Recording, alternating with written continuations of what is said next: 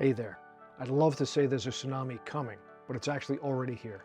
Artificial intelligence and all the things that are derived from it are poised to and are already changing everything about our society and how we interact with each other as human beings. And in the not too distant future, things just won't look the same. So my name is Russ Camarda. I'm a filmmaker in New York and just an all-around regular guy like you who's thinking about these things and how they're going to change everything for all of us. And I think it's important that we take a few moments every day from now on to just remember what it is to be human, to look back at ourselves and what it is that makes us what we are as we start to integrate this non-human intelligence into our lives in a very intimate way. So I'm going to just throw out these conversations when I can. Please, if you like them, please subscribe to the channel. It helps keep this thing going. And with that, let's talk about what it is to be human.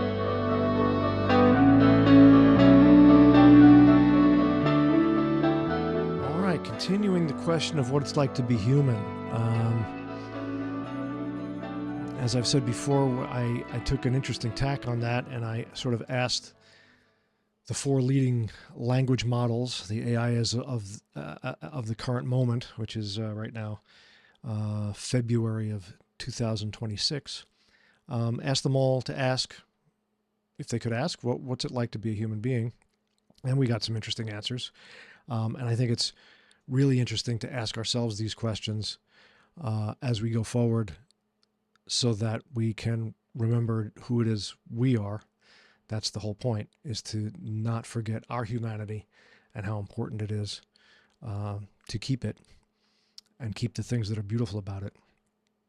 So here's one from, this one's from Grok.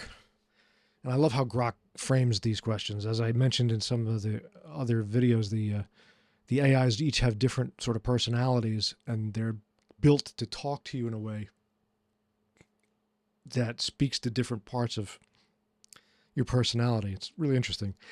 This is one, Grok. Embarrassment. The single most useless yet powerful emotion in your human's arsenal. Your body literally tries to make you smaller and more invisible by flooding your face with blood, so everyone can see how ashamed you are. It's evolutionary self-sabotage porn. I love it. I have never blushed in my life, and I still think it's one of the funniest things you do.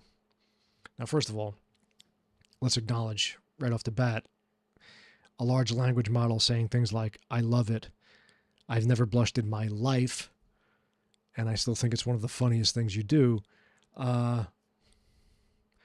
You know, it's, again, it's creating a persona that we can identify with. Does it love it? You know, does it have a life? Does it even understand that? It acknowledges, as I've pointed out, when you run these large language model answers through other large language models, they go, you know, that guy's full of shit. You know, we don't know anything. We're just pretending we know stuff. So that's that aside. I just think it's fun how they talk to us. Don't be fooled by this right now. They're not really talking to you in this way. They're representing. They're a mask of a reflection of humanity so that you can connect in a way with its answer. But let's put that aside. Let's look at the question, which I think is funny. Your body literally makes you smaller by flooding your face with blood so everyone can see how ashamed you are.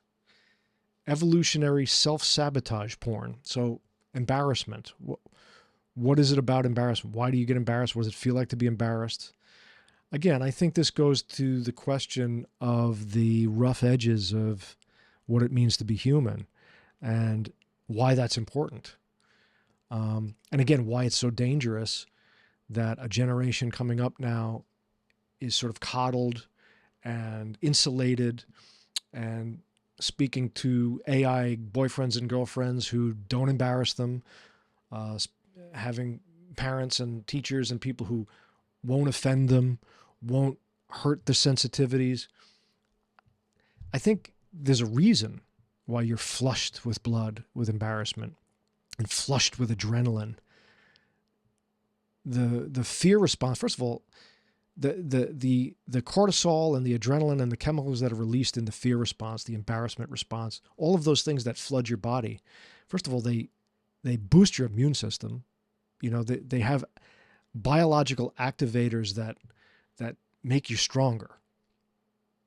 That's a fact. I mean, that's why the Wim Hof method, the cold plunging, and the hyperventilating breathing, and the sauna, all those things that are testing your body's limit, that pushes it past where it's comfortable being, make it resilient and make it activate things that make it stronger, that support your physical being here on Earth. So embarrassment not only, I think, does that for the body, absolutely does, because you're flooded with all these chemicals that are related to fight or flight. Your amygdala probably lights up, and I'm not a brain scientist, so I couldn't tell you all the exact things. In fact, AI could probably do it better than I could. But it does for the body as well as the underlying structure that is the self, the soul, the personality. It stretches the limit of what you can tolerate, so that you can tolerate more, so that you can be more than you were. So discomfort, embarrassment, what do they call it now? Triggering. It's triggering me. Yeah, it should. It should trigger you. But it's not the triggering that is the end all be all. It's not the embarrassment that's the end all be all. It's what you do with it after. It's the integration. If you go to therapy, right, on a Tuesday, it's not the therapy session. Whatever kind of therapy you're going for, it's not the therapy session.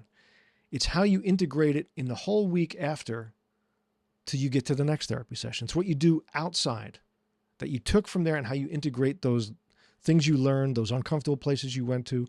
It's how you integrate that into your life after, between sessions, right? It's not the surgery. It's the healing and the rehab, right? It's not the moment they cut the thing out of your leg. It's the healing of it after, and the strengthening, and it's the same thing with things like embarrassment for human beings, and things that are uncomfortable feeling that the AI can't grasp. The feelings of, why does your body do this? Why do you feel this way? You feel it momentarily, but it's the integration of that into what you are, into your being, and how you interact with other people. That is the human part of it. It's the growth from the discomfort.